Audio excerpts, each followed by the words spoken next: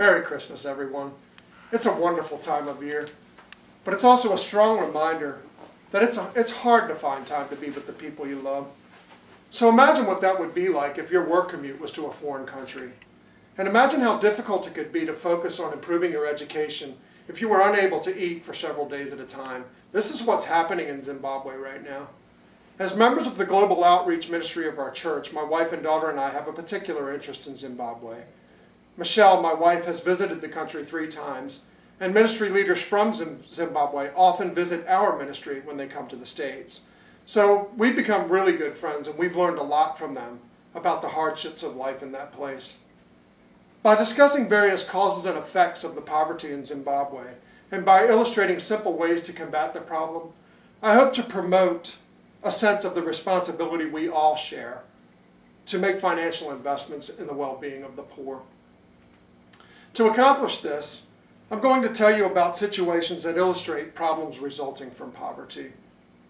Then I'm going to share some ideas on things we can do to help and ways in which our help can promote economic recovery. And finally, I'm going to issue a challenge to make material investments that will yield spiritual dividends for all of eternity.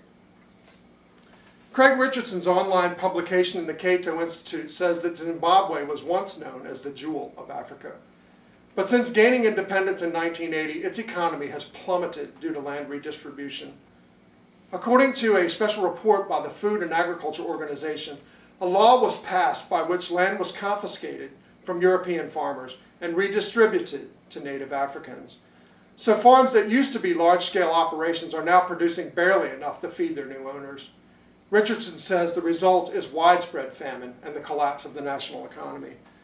Now, among the less obvious but no less important problems is the struggle to nurture relationships. As I mentioned, parents travel to foreign countries to earn support for their children. So they struggle to focus on their kids, and their kids struggle to focus on their education, and everyone struggles to focus on a relationship with the Lord Jesus Christ. So at this point, I will share information on what is called transformational ministry. The Africa Development Mission Trust, or ADMT, says it desires to transform and build lives through various projects, such as family-run chicken farms. ADMT gives a family an initial investment to buy 100 chicks, which it raises for 6 weeks and then sells for $600. And that's enough money to buy a new batch of chicks while making a profit. Now, instead of commuting to his job in South Africa, a father like Mr. Zinhu is able to work at home and have time for relationship with God, with his family, and with his local church. Another project is what Denver Chizanga, director of ADMT, calls student sponsorship.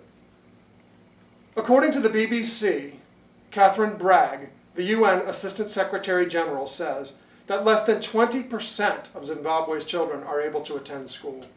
But because of ADMT, some orphans and other struggling children are provided with the means to go to school.